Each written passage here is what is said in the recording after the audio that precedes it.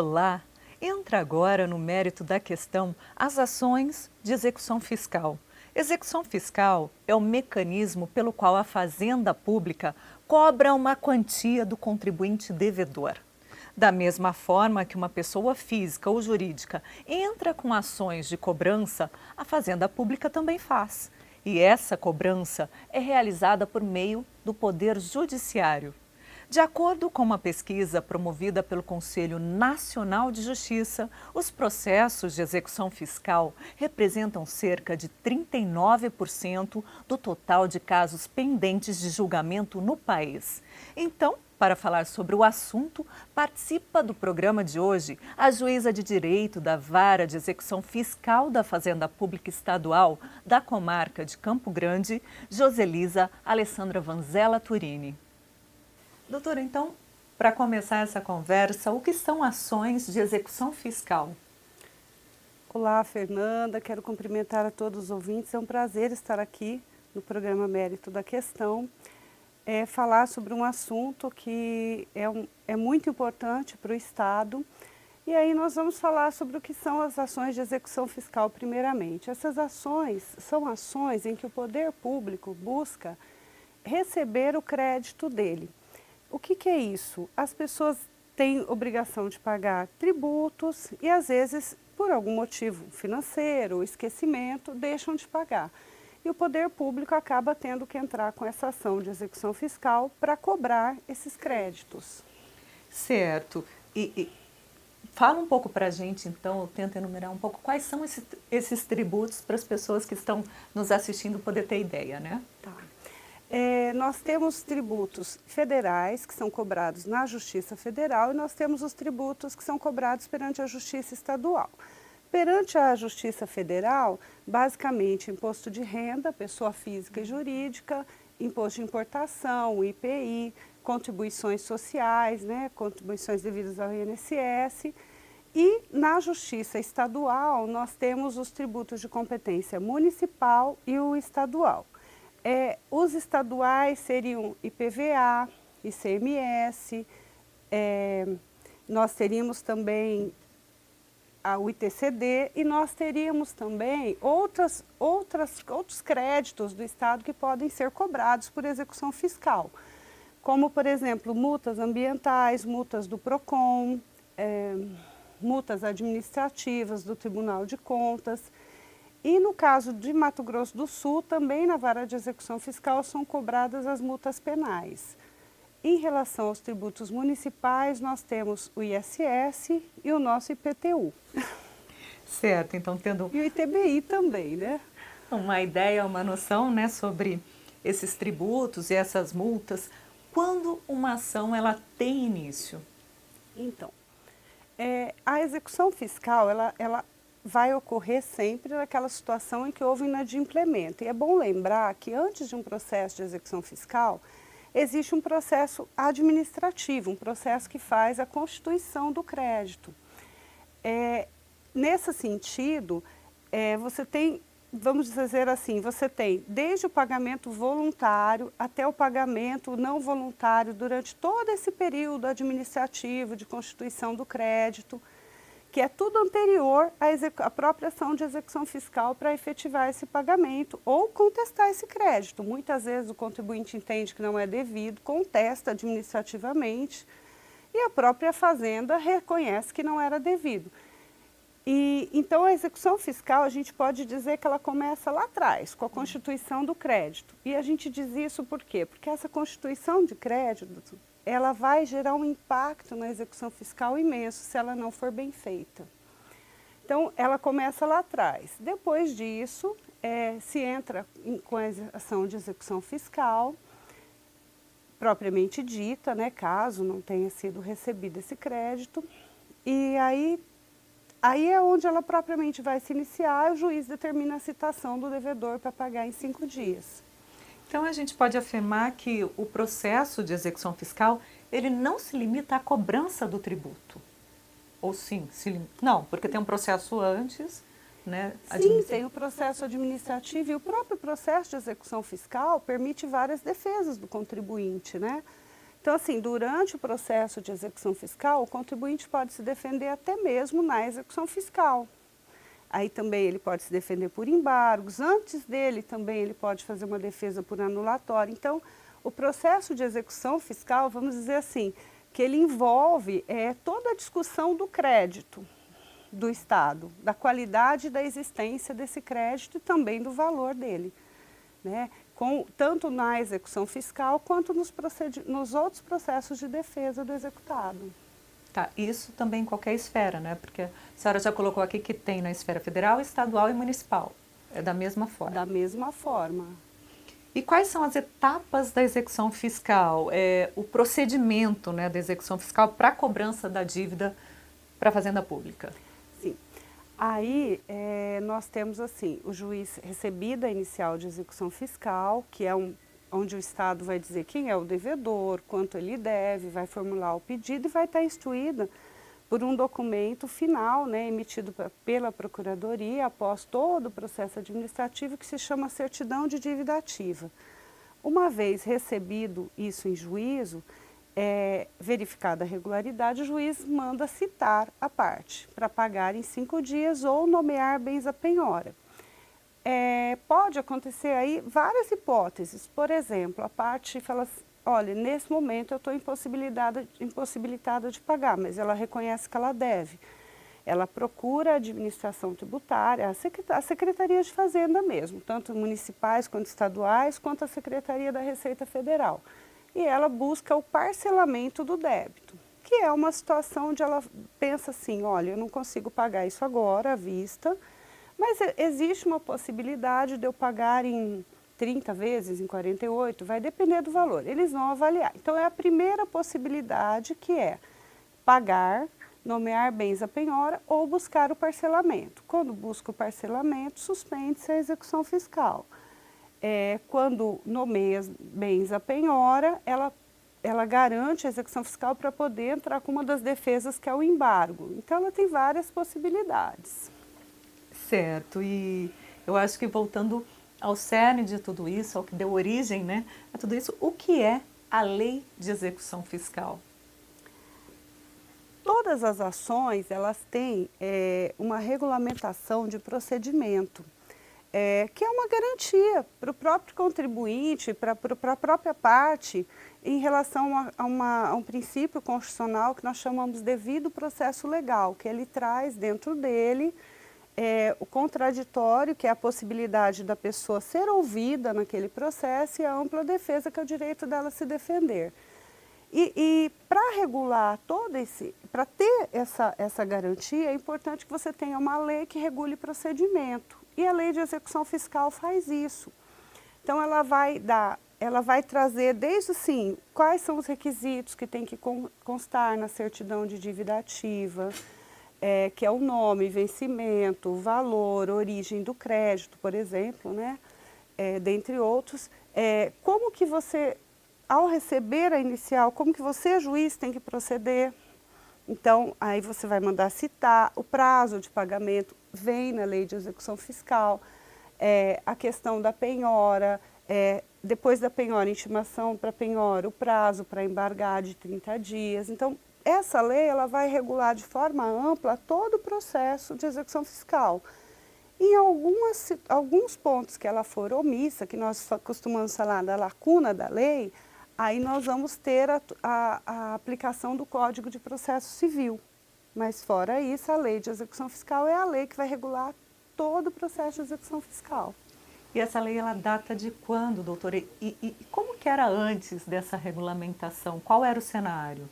Então, ela é bem antiga, ela é de 1980, então já há muitos anos ela regula essa cobrança da dívida pública. E alguns pontos dela, por exemplo, a aplicação da questão da prescrição foi até usada agora no CPC, no novo CPC, para aplicar para particular.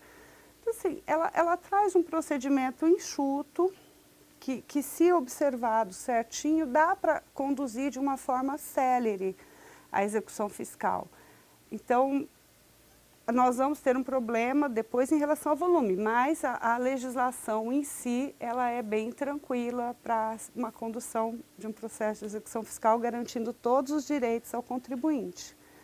A magistrada falou agora de volume, poderia nos dar uma ideia de qual que é a demanda na vara de execução fiscal federal, né? Ou estadual? Da estadual. Então, a vara de execução, a execução fiscal estadual em si ela tem um grande, ela já teve uma grande evolução aqui no estado. É estimulado muito pelo CNJ, a questão de parceria, diálogo institucional, e o Tribunal de Justiça tem aderido a essa situação. Com base nesse diálogo institucional, nós conseguimos viabilizar muitas coisas para a eficiência da execução fiscal estadual. Então, hoje, nós temos assim, o cenário nacional, onde o volume das execuções fiscais estaduais aumenta anualmente, e o cenário estadual nosso inverte. Por que que ele inverte? Eu estou falando mais especificamente da vara de Campo Grande, que é a especializada do estado, né, e que agora vai trazer todos os processos da execução fiscal estadual, uma vez que ela passa a ser uma vara estadualizada. A gente está dentro de um processo estimulado também, CNJ, que o tribunal está aderindo, que é de desterritorialização, que nós chamamos, que é trazer para cá os processos do interior, que possam ser especializados, com apoio até do Laboratório de Inovação do Tribunal de Justiça, que está LabJus, né, nosso LabJus, que sai um pouquinho do tema, mas não sai, Fernanda, porque ele está trabalhando o projeto exatamente de execução fiscal. E nesse processo de desterritorialização, nós vamos aumentar o número, mas em relação às varas da capital em si, é uma das poucas varas do país que diminui o processo ao invés de aumentar. Desde 2012, acho que, se não me recordo, foi o primeiro ou segundo tribunal do país a regulamentar, por exemplo, o protesto de título.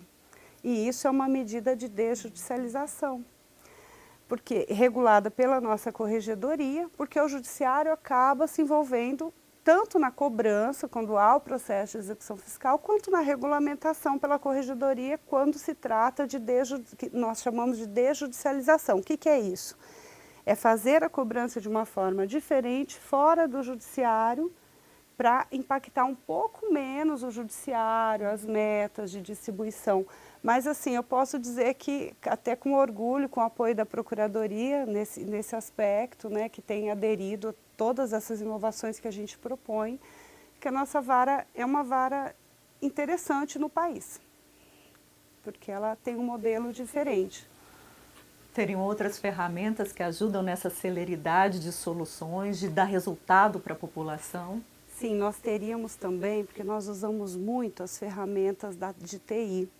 E a TI, nesse tempo que eu estou lá desde 2011, ela tem atendido muito com as inovações necessárias para dar essa agilidade. Então, isso é muito importante. Esse apoio institucional que o TJ nos deu esse tempo todo foi decisivo para essa mudança de paradigma da vara de execução fiscal estadual. Mas nós também contamos com essa situação da Procuradoria, buscando cada dia mais melhorar o nascimento do crédito, que é aquilo que eu te falei. Não adianta eu cobrar agora um crédito que já está parado há 5 anos, a empresa fechou, eu judiciário, né? Porque eu sou apenas uma juíza lotada na vara de execução fiscal, mas o judiciário em si, para que ele faça um bom trabalho, ele precisa da boa qualidade do crédito. A gente vai para um breve intervalo e, na volta, você fica sabendo como se defender em caso de execução fiscal.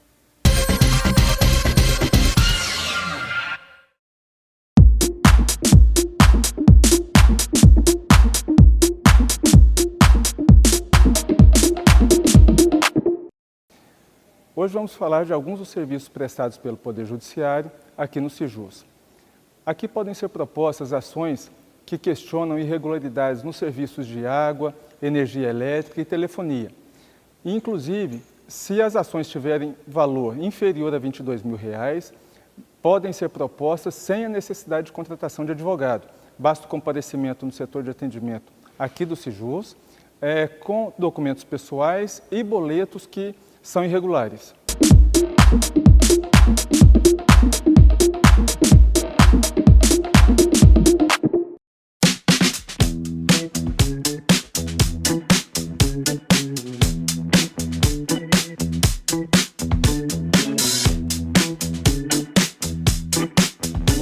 Você pode receber semanalmente a newsletter da Assembleia.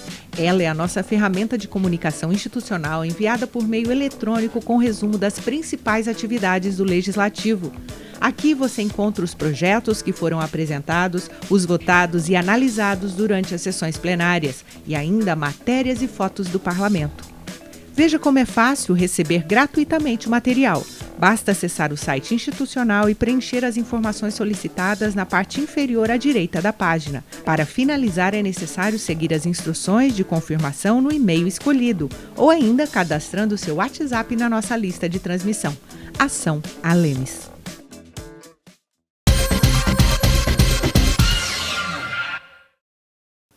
Estamos de volta com a juíza de direito da Vara de Execução Fiscal da Fazenda Pública Estadual da Comarca de Campo Grande, Joselisa Alessandra Vanzella Turini, no mérito da questão de hoje. Magistrada, o que fazer em caso de execução fiscal? Então, é importante que as pessoas saibam que sempre que elas vão recebem uma citação em execução fiscal, Fernanda, é importante que elas procurem a Defensoria Pública ou assistência de advogado. Por que eu diria isso?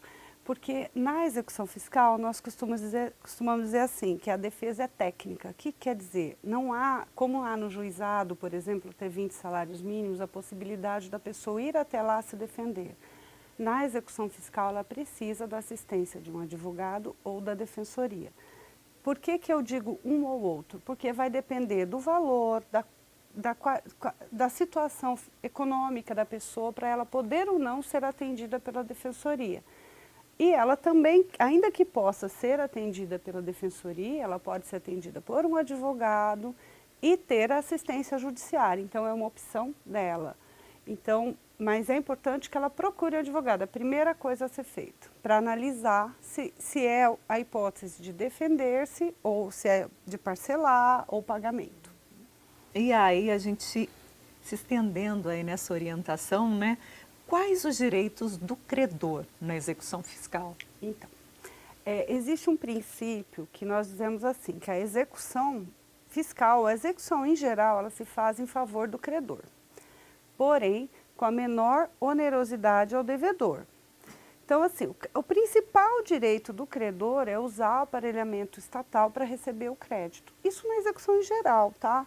E serve também para fiscal, porque lembrando que o judiciário, além de ter as execuções fiscais, ele tem as execuções entre particulares também. O princípio é o mesmo. E em relação ao devedor na execução fiscal, nós temos algumas coisas que a gente tem que olhar.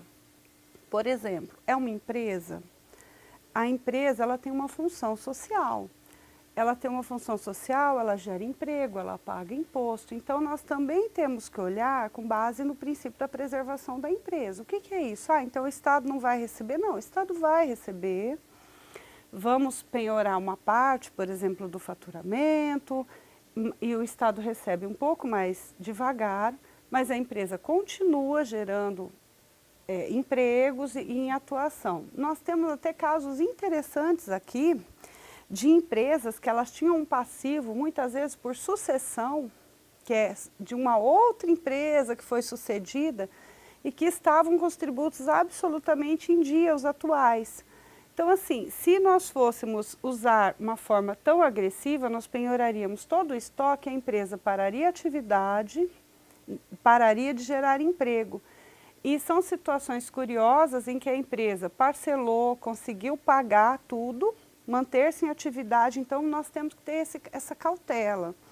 É importante ao Estado receber, mas é importante ao Estado que a empresa continue em funcionamento. Então a gente tenta ser bem criterioso para manter esse equilíbrio, né, entre os princípios que regem uma execução. Vou voltar um pouquinho ali, porque É tal, o credor ele procura um advogado, um defensor. Na verdade, o devedor. Isso, o devedor. Isso. Como que é feita essa defesa a partir daí, desse momento? Tá. Tem várias modalidades de defesa. E aí eu vou voltar até antes da execução, lá no processo administrativo, que é uma que até que nem chega para a vara de execução fiscal, que é liminar em mandado de segurança, que vai lá para as varas de fazenda. É a primeira defesa que ele vai ter. Depois disso, ele também pode entrar ainda na vara de fazenda com ações declaratórias. Para a vara de execução fiscal, vai após o crédito, a gente chama lançamento, que é constituição. É falar, olha, esse crédito existe, é certo, é exigível. E você pode entrar a estado com execução fiscal. Nessa situação, as defesas que sobram são ações anulatórias do crédito, né, às vezes da CDA pode ser também, mas pode ser até anterior, né, anulatórias da constituição do crédito, ou após a execução fiscal, ação de embargos, a execução fiscal, e dentro da execução fiscal, exceções de pré-executividade. Basicamente essas. E há casos em que a execução fiscal ela pode ser suspensa? Sim, a execução fiscal é um caso clássico que nós falamos aqui, né, a questão do parcelamento. O parcelamento acaba suspendendo o processo de execução fiscal. E um outro caso clássico é quando se esgota, lembra que eu falei de quando demora muito o procedimento, a empresa, às vezes ela deixa de existir, não há o que penhorar. Então, assim, você não consegue citar o devedor, você não consegue penhorar bens. Esse caso é um caso de suspensão a pedido do Estado. O processo fica suspenso por 1 ano. Fim desse 1 ano, se ainda não há bens nem devedor localizado, mais 5, e aí opera-se a prescrição. E ainda seguindo aí, né, doutora, porque eu acho que o principal objetivo do mérito da questão é essa função de esclarecer, né, um programa educativo. A gente está falando muito de penhora aqui nessa entrevista. O que é a penhora da execução fiscal? A penhora é uma ação estatal de expropriação de bens, que a gente diz. Assim, vamos tentar falar num termo menos técnico. Eu pegar alguns bens da Fernanda, a Fernanda tem uma dívida tributária, eu falo, olha, Fernanda, esse teu carro vai ficar aqui garantindo essa dívida. E se ao final você apresentar todas as defesas e não pagar, esse seu carro será vendido em leilão e esse dinheiro reverte para o Estado para pagar isso. Isso é a penhora, eu já fui até um pouco adiante, eu já te trouxe até a questão da asta pública, que é a venda, né? Porque ao final eu garanto ao credor o recebimento do crédito dele. E quando essa medida é necessária, doutora? Assim, somente em que casos, né, que a penhora ela é aplicada? Quando a pessoa é citada e não paga, não parcela, não nomeia bens a penhora. Quando ela nomeia bens a penhora, é uma penhora, mas mediante o oferecimento dela, falou, olha, eu quero que esse bem fique garantindo a execução enquanto eu me defendo. Certo. E o que são os embargos à execução fiscal? Feita essa penhora, a gente chama de execução fiscal garantida, né? E aí ela pode apresentar os embargos à execução fiscal. Sabe, Fernanda, essa questão da penhora, é importante lembrar uma situação. Às vezes a pessoa não se atenta muito. Então, assim, a gente até pede, se vocês receberem uma citação em casa, procurem, sabe, procurem a fazenda, vejam se podem parcelar, a possibilidade de pagar, procurem um advogado, porque muitas vezes a pessoa esquece, deixa isso para lá e é surpreendida por a gente chama de cisbajude, né, que é um bloqueio na conta corrente dela de dinheiro, direto pelo sistema. Porque hoje nós temos instrumentos na execução fiscal para localizar bem e cruzar bens. A gente cruza CPF, CNPJ, a gente cruza pessoas. Então, nós temos como localizar bens. Então, assim, pelo Bacenjude, pelo Cisbajude atual, antigamente era Bacenjude, pelo Renajude, que bloqueia veículos. Então, a pessoa, de repente, ela vai fazer um licenciamento, o veículo dela está bloqueado. Imóveis também, nós podemos fazer isso por sistema. Então, nós temos buscas muito avançadas na execução fiscal. E aí, diante dessa informação, qual é o prazo para o devedor apresentar embargos à execução fiscal? 30 dias, porém, a contar da penhora. né? Então, para pagamento 5 dias, para embargos após a penhora 30 dias. A gente está aí, né, falando da execução fiscal, da aplicabilidade, como ela funciona, mas quais são os possíveis problemas que podem ocorrer na execução fiscal? O maior problema hoje que nós temos em sede de execução fiscal é a questão de gestão judiciária. A gestão estratégica com o volume de processos de execução fiscal é muito grande. Nós temos, por exemplo, aqui em Campo Grande, um grave problema na execução fiscal municipal pelo volume de processos que são distribuídos.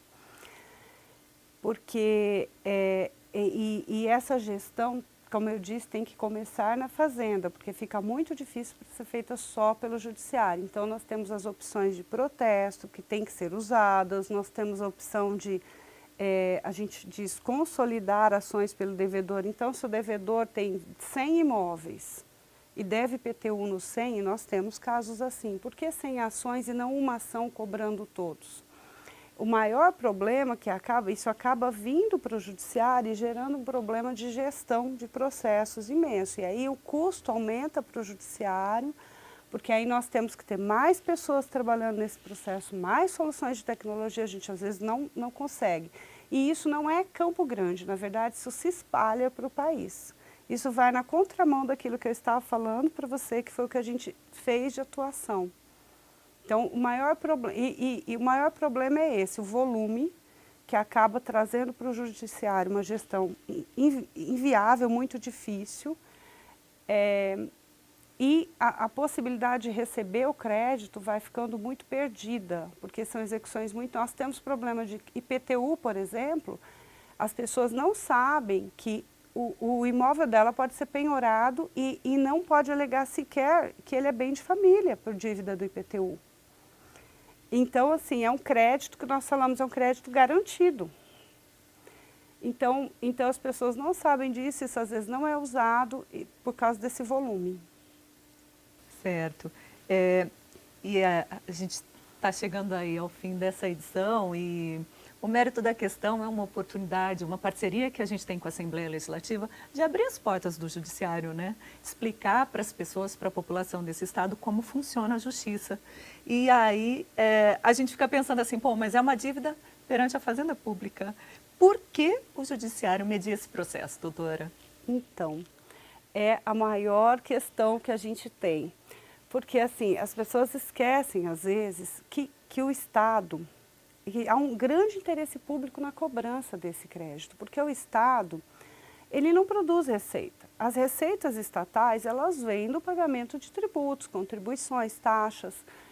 E as pessoas querem, às vezes, o remédio no posto de saúde, elas querem o direito à educação, mas elas esquecem que isso tem que vir de algum lugar. O Estado precisa de receitas para realizar despesas. E a receita é de tributos. Então, assim, dizer que alguém gosta de pagar tributo, eu quero conhecer quem goste. Eu pago os meus, mas não digo para você que eu gostaria disso. Porém, eu sei que é justo, é uma questão de justiça social, de efetividade de direitos humanos e fundamentais. Então, com isso, eu vou ter direito à saúde, educação, segurança, moradia.